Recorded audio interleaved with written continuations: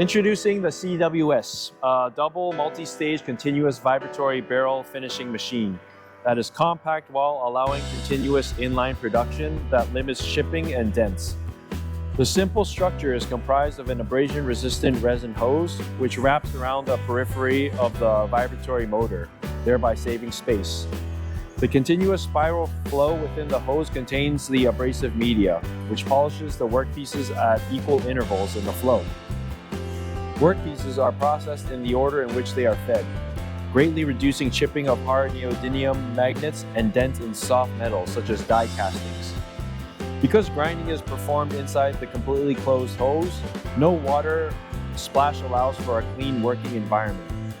After polishing, the workpieces and abrasive media go through a sorting net, and if multiple CWS are connected, a fully automated line from workpiece loading to polishing, sorting, washing, and drying is possible.